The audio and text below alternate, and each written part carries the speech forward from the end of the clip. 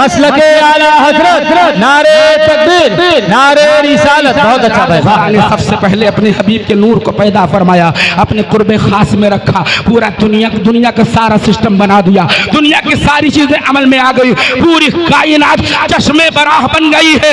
आज तो रबीउल अव्वल शरीफ की 12 तारीख किसकी सूरज निकलने वाला है, 12वीं रबीउल अव्वल की सुबह की पौ फटने वाली है, सफेद शहर नमूदार होने वाला है। जमाने का अजीब हाल है, दुनिया के अंदर जुल्म बर्बरियत का माहौल कायम है। एक भाई दूसरे भाई का खून पीने के लिए हर वक्त शमशीरें बरहना अपने हाथों में लेकर उसकी जुस्तजू में लगा है। मुझे कहने दिए, एक गरीब आदमी दौलतमंद के बराबर बैठ नहीं सकता था, एक कमजोर आदमी ताकतवर का मुकाबला नहीं कर सकता था। पूरी तरह से आप यूं कहें, इस दुनिया से इंसानियत का जनाजा निकाल दिया गया था, शराफत और मुरब्बत का गला खोल दिया गया था, इंसानियत की कुर्बानी दे दी गई थी। हजरात, पूरी दुनिया में इंसाफ का दूर दूर तक नामो निशान नजर नहीं आता। पूरी दुनिया में कहीं पर कोई भी अल्लाह की बारगाह में सरबा सुजूद होने वाला दूर दूर तक दिखाई नहीं दे रहा है। कोई खुदा की बारगाह में अपनी पेशानी को झुकाकर उसकी किबरियाई की गवाही देने वाला नजर नहीं आता है। ऐसे भयानक और डेंजर माहौल में अल्लाह रब्बे करीम ने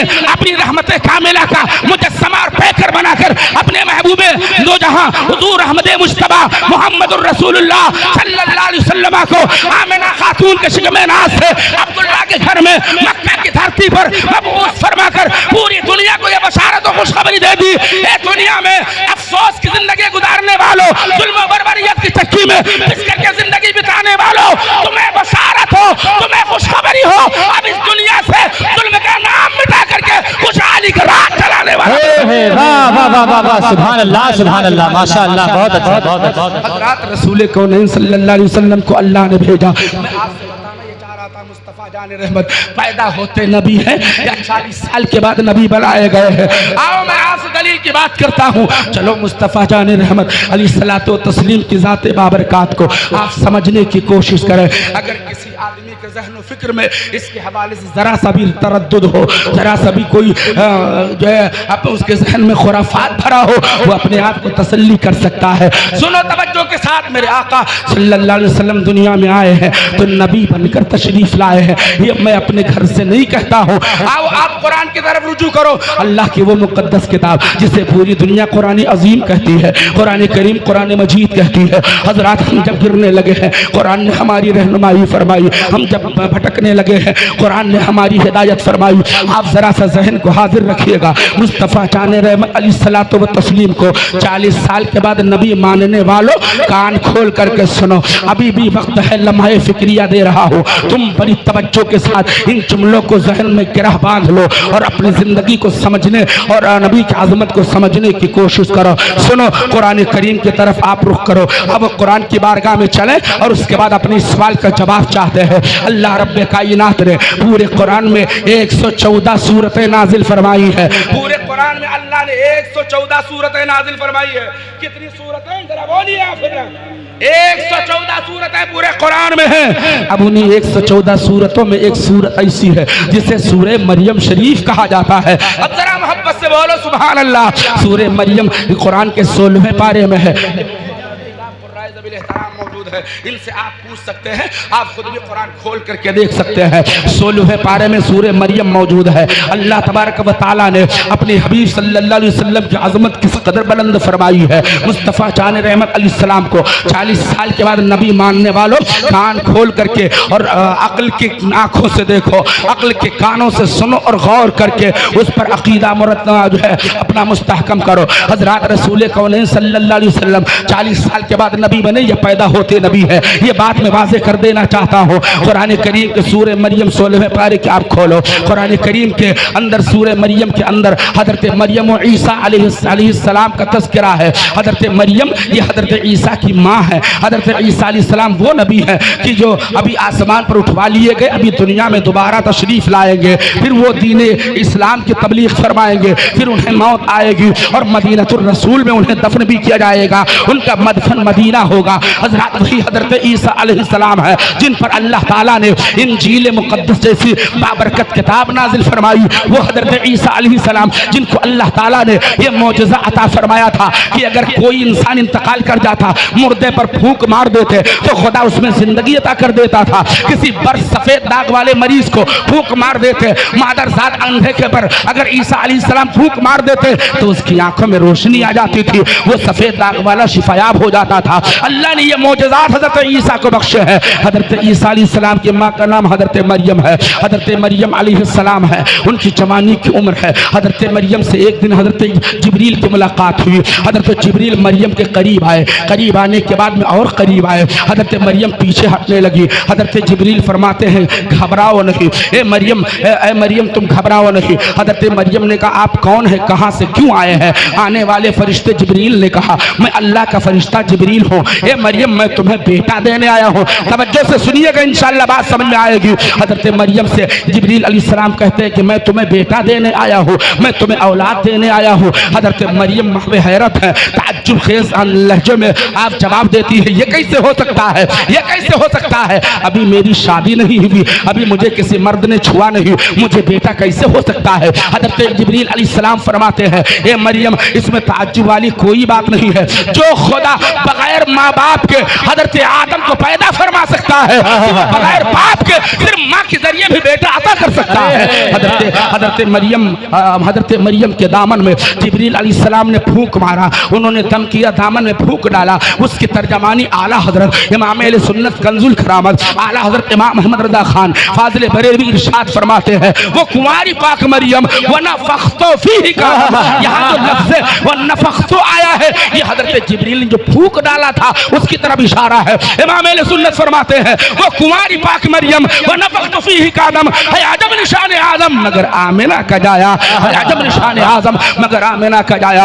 हजरत जिब्रील ने फूंक मारा, हजरत मरियम हामिला हो गई। उसके बाद जब आसार विलादत पैदा हुए, बच्चा पैदा होने का वक्त करीब आया, हजरत मरियम बहुत परेशान है, मैं ज़माने को क्या मुँह दिखाऊंगी, दुनिया को क्या जवाब दूंगी। अल मुख्तसर एक तन्हाई गोशे तन्हाई में जाती है और उसके बाद हजरत ईसा पैदा हुए। हजरत ईसा अलैहिस्सलाम की विलादत होती है, आपको लेकर के मरियम बस्ती में आती है। हजरत मरियम अपने बेटे ईसा को लेकर जब बस्ती के अंदर आती है, पूरी बस्ती के लोगों ने हंगामा खड़ा कर दिया, पूरी बस्ती के लोगों ने जमीन सर पे उठा लिया। लोग कहने लगे ए मरियम ये बच्चा कहाँ से आया है, ए मरियम तेरी तो शादी भी नहीं हुई, ये औलाद कहाँ से लेकर आई है। हजरत मरियम बहुत परेशान है, परवरदिगार आलम में ज़माने को क्या जवाब दूँ, दुनिया की ज़बानों पर मैं कैसे खामोशी का पहरा लगाऊँ। हजरत मरियम बारगाह रब्बुल आलमीन में अर्ज गुजार है, मौला पूरी दुनिया मुझे हकदार समझती है, पूरी दुनिया मुझ पर इल्ज़ाम तराशी कर रही है, रहमत खुदाबंदी आवाज़ देती है मेरी बंदी मरियम घबराने की ज़रूरत नहीं है। अगर मैं तुझे अपने एक नबी की माँ बनाना जानता हूँ तो दुनिया की तोहमतों से बचाना भी जानता हूँ। अल्लाह फरमाता है ए मरियम जब बस्ती वाले इकट्ठा हो तो उससे बच्चे के बारे में सवाल करें कि ये बच्चा कहाँ से कैसे आया है तो तुझे जवाब देने की ज़रूरत नहीं है। अल्लाह फरमाता है मरियम तुम उसी बच्चे की तरफ इशारा कर दो।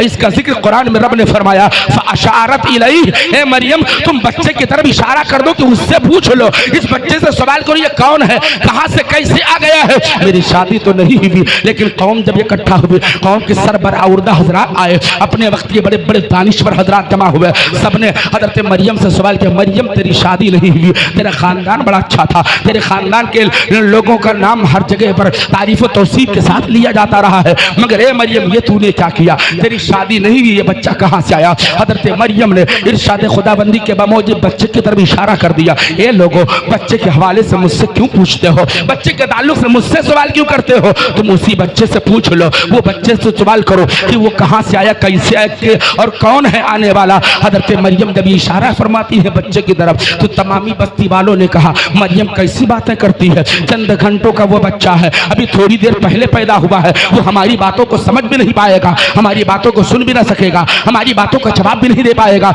हम उससे क्या सवाल करें। हजरत मरियम फरमाती उसी से पूछ लो। लेकिन हर जमाने में अहले तदब्बुर रहे हैं, हर जमाने में अक्लमंद रहे हैं, हर जमाने में अक्लमंदों की मौजूदगी रही है। हम कौम के कुछ सरबराह हजरात हैं, अक्लमंद और होशियार ज़हीन और फतीन लोग हैं, उन लोगों ने इत्तफाक राय से कहा अगर मरियम कहती है तो चलो पूछ लेते हैं, पूछने में क्या हर्ज है। हजरत ईसा पैगम्बर अलैहिस्सलाम झूले में लेटे पिंघोड़े में है, आप लेटे हुए झूला आपका हिल रहा है, पूरी कौम के तमाम सरबराह लोग हजरत ईसा के झूले के करीब गए। करीब जाने के बाद में हजरत ईसा पैगंबर से मुखातब होकर के सबने कहा, ए बच्चा तू कौन है, कहाँ से कैसे आया है? तेरी माँ मरियम तो अभी गैर शादीशुदा है, उसका तो निकाह भी नहीं हुआ, उसकी शादी भी नहीं, तू कहाँ से कैसे पैदा हो गया? हजरत ईसा पैगंबर अलैहिस्सलाम के झूले के करीब जाकर के कौम के लोगों ने सवाल किया है। हजरत ईसा अलैहिस्सलाम अभी चंद घंटों पहले पैदा हुए हैं, कमसिनी का वक्त है, बचपने का आलम है। हजरत ईसा झूले में लेते हैं, मगर आपने जो जवाब दिया है उस जवाब ईसा को अल्लाह ने कुरान में बयान फरमाया है। हजरत ईसा ने कौम को जवाब दिया था, इन्नी अब्दुल्लाही व आतानियल किताबा व जअलनी नबिय्या। एक बार मोहब्बत से बोल दो सुभान अल्लाह, सुभान अल्लाह, सुभान अल्लाह, सुभान अल्लाह। रब फरमाता है, कुरान में जिक्र फरमाता है, हजरत ईसा ने जवाब दिया, इन्नी अब्दुल्लाही व आतानियल किताबा व जअलनी नबिय्या। इसका मतलब यह है, हजरत ईसा ने कौम को जवाब दिया था, मेरी माँ पर उंगली उठाने वालों, मेरी माँ को गुनहगार तस्वुर करने वालों, कान खोल करके सुनो, मैं अल्लाह का बंदा हूँ, अल्लाह ने मुझे किताब दिया है और नबी बना करके भेजा है।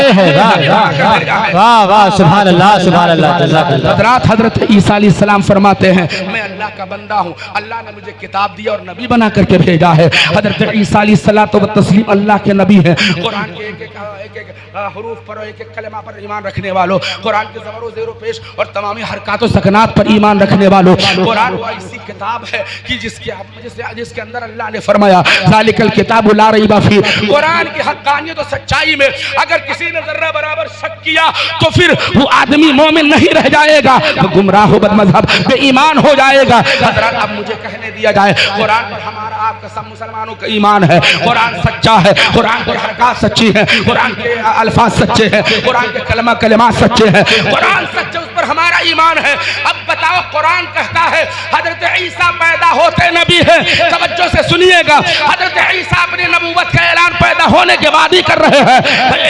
ऐलान नबूवत फरमाते हैं कि मैं पैदा होने के बाद चंद घंटों में ही हजरत ईसा ने ऐलान कर दिया कि मैं अल्लाह का नबी हूँ, खुदा ने मुझे नबी बनाकर भेजा है और मुझे किताब दिया है। अब आप जरा सीने पर हाथ रख करके फैसला करो लोगों, हजरत ईसा अलैहिस्सलातु व तस्लीम को अल्लाह ने मुस्तफ़ा के सदक़े में नबी बनाया है। अगर मुस्तफ़ा ना होते आदम नहीं होते, अगर मुस्तफ़ा ना होते नूह को नबूवत न मिलती, अगर मुस्तफ़ा ना होते मूसा को पैगंबरी न मिलती, अगर मुस्तफ़ा ना होते ईसा को पैगंबरी और रिसालत का मनसब ना मिलता। हम और आपका ये ईमान है, हजरत ईसा पैदा होते नबी है। अब आप जरा फैसला करो, जिस नबी को अल्लाह ने मुस्तफ़ा के सदक़े में नबी बनाया है वो पैदा होते नबी है, तो मेरा नबी तो बदर की औला नबी है, मेरा नबी तो बदर की औला नबी है। हजरत ईसा उम्मती है, मेरे आका इमाम है। हजरत ईसा पैदा होते जब नबी है तो मेरे नबी पैदा होते नबी क्यों नहीं है? वाह वाह वाह वाह वाह, माशाअल्लाह, जज़ाकल्लाह, वाह वाह। मेरे आका की है,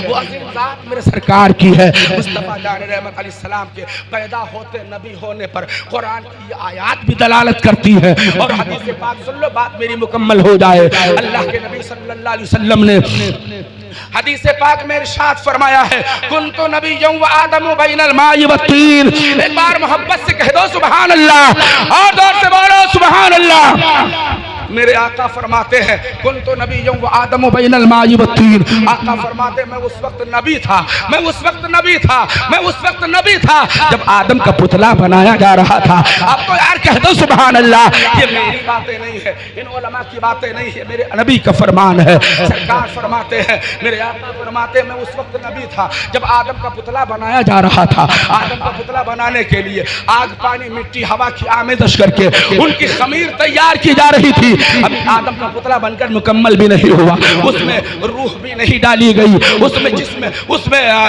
रूह भी नहीं डाली गई। मगर मुस्तफ़ा फरमाते हैं जब हजरत आदम का पुतला बनाया जा रहा था तो मैं नबी था। दूसरी रिवायत मुस्तफ़ा जान रहमत फरमाते हैं, कुन्तु नबिय्युन व आदमु बैन रूह वल जसद। आका फरमाते हैं मैं उस वक्त नबी था जब हजरत आदम अलैहिस्सलाम रूह और जिस्म के दरमियान का सफर तय कर रहे थे। हजरत पता चला दुनिया में सबसे पहले आने वाला पैगंबर और रसूल और नबी हजरत आदम है। आका फरमाते जब उनका पुतला बनाया जा रहा था तो मैं नबी था। हजरत मोहतरम और दूसरी हदीस में मुस्तफा जान रहमत फरमाते हैं, आप सबने सुना होगा, आप सबने सुना होगा, आप सबने सुना होगा कि सरकार जब पैदा हुए, सरकार जब पैदा हुए, सरकार जब पैदा हुए तो आका ने अपनी पेशानी को जमीन पर रखा। जमीन पर रखने के बाद रब की बारगाह में दुआ किया, रब्बे हबली उम्मती, रब्बे हबली उम्मती, रब्बे हबली उम्मती, ए अल्लाह मेरी उम्मत को बख्श दे, मौला मेरी उम्मती को हिबा फरमा दे, मौला मेरी उम्मती को मेरे हवाले फरमा दे। अब मैं आपसे कहना चाहता हूँ,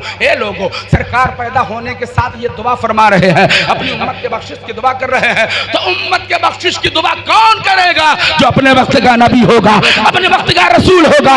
इस हदीस के जरिए, कुरान की आयत के जरिए ये बात अज़हर मिन शम्स है, ये बात साबित हो गई कि मेरे आका को अल्लाह ने 40 साल के बाद नबी बनाया नहीं है, बल्कि अल्लाह ने अपने हबीब को नबी बनाकर पैदा फरमाया है। ये और बात है, मेरे आका ने 40 साल के बाद अपनी नबूवत का ऐलान फरमाया है। वो अजीम ज़ात मेरे आका की है। हज़रात वक्त नहीं, वरना मैं आपके सामने ये भी बता दा कि आज के टाइम में कुछ लोग इस तरह की बकवास करते हैं कि रबीउल अव्वल की 12 तारीख को सरकार की वफात हुई है, उस दिन तो गम मनाना चाहिए, शोक मनाना चाहिए, अफसोस करना चाहिए, लेकिन उस दिन सुन्नी हजरात खुशी मनाते हैं, जुलूस निकालते हैं, खुशी का तमाम करते हैं, मुबारकबादियाँ पेश करते वगैरह वगैरह। मैं हयात रसूल के हवाले से आपके सामने ये बात वाज़ेह करता कि अल्लाह के नबी सल्लल्लाहु अलैहि वसल्लम के ताल्लुक से हम गुलामों को 12 रबीउल अव्वल शरीफ को गम मनाना चाहिए या खुशी मनाना चाहिए। इंशाअल्लाह फिर कभी मौका मिला और अल्लाह को मंजूर हुआ हमारी आपकी मुलाकात होगी तो ढेर सारी बात होगी। बस आपसे एक गुजारिश करके मैं अपनी बात तमाम करता हूँ। हजरात, ये जलसा बड़ी जाफशानी, बड़ी मेहनत और बड़ी मशक्क़त, बड़ी दौड़ भाग के बाद तब जाकर के अमल पजीर होता, तब इकट्ठा इसका इंतज़ाम हो पाता है, तब जाकर ये जलसा अमल में आता है। इन जलसे जुलूस के हवाले से जहाँ हमारी कौम के ईमान की हिफाजत होती है, वही हमारी कौम के अकीदे की भी हिफाजत होती है।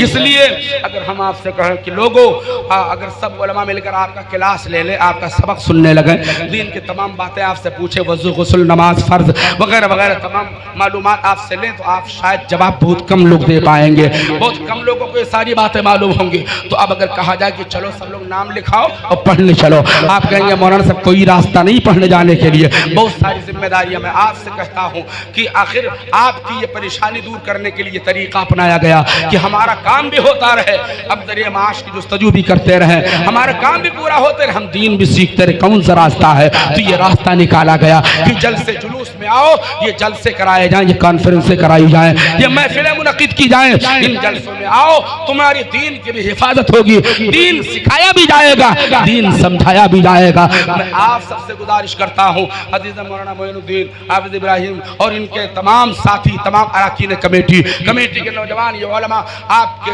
सामने जब भी सालाना इस जलसे की बात करें, आप सब लोग दोष बदोश होकर, कंधे से कंधा मिलाकर, बाजू से बाजू जोड़कर इस जलसे को हमेशा आला पैमाने पर करने का एहतमाम करें। अल्लाह इसका सिला, इसकी बरकतें आपको दोनों जहान में जरूर अता फरमाएगा, खुदा इसका सिला आपको जरूर अता फरमाएगा। बस मैं अपनी तमाम माँ बहनों से गुजारिश करूंगा कि आप लोग भी इस नेक काम में हिस्सा लिया करें। आपके पास 1000-2000 देने के लिए चंदाना कोई बात नहीं, आसान सा नुस्खा बताता हूँ, गुल्लक खरीद लो और 2 रुपया, 4 रुपया, 5 रुपया बच्चों को देती हो, रोजाना 5 रुपया, 10 रुपया उसी गुल्लक में डालते रहो। मेरे भाई भी ऐसा कर सकते हैं, दुकान वाले लोग भी ऐसा कर सकते हैं, रोजाना कमाने वाले भी ऐसा कर सकते हैं। ज्यादा नहीं, 10-5 रुपया अल्लाह तौफीक दे तो 20-50-100 भी डालो, लेकिन 10-20 रुपए अगर रोजाना आप डालेंगे, साल भर के बाद जब जलसे के लिए उलमा आवाज उठाएं, आपके सामने अपनी फरियाद रखें, आप गुल्लक को तोड़ करके जो पैसा निकले वो सब के सब जुलूस मुस्तफा में खर्च कर दो, जलसे नबी में शामिल कर दो, आपको गिराने का भी एहसास नहीं होगा और जलसा आला पैमाने पर मुनक़िद हो जाएगा। कोई रुकावट नहीं आएगी, कोई दुश्वारी नहीं आएगी। अल्लाह की बारगाह में हमारी दुआ है, रब्बे कदीर, तुम्हारे बोलने में लफ्ज़न मानन क़स्दन साहबन जो गलतियाँ हुई हों उन्हें माफ़ फरमा, और इन तमाम बातों पर सबसे पहले मुझको, फिर हमारी कौम के तमाम भाई बहन को अमल की तौफीक अता फरमा। मज़हब इस्लाम जिंदाबाद जिंदाबाद, मसलक आला हज़रत पाइंदाबाद पाइंदाबाद, वमा अलैना इल्लल बलाग। अस्सलामु अलैकुम रहमतुल्लाहि बरकातहू। मेरी कौम के नौजवानों, सर पर टोपी रख करके जलसा सुनने जाया करो। आज मैं इस तरफ तकरीर नहीं किया, वरना भी मैं आपको बहुत सारी बातें बताता, फिर इंशाअल्लाह कभी मुलाकात करेंगे। अस्सलाम वालेकुम।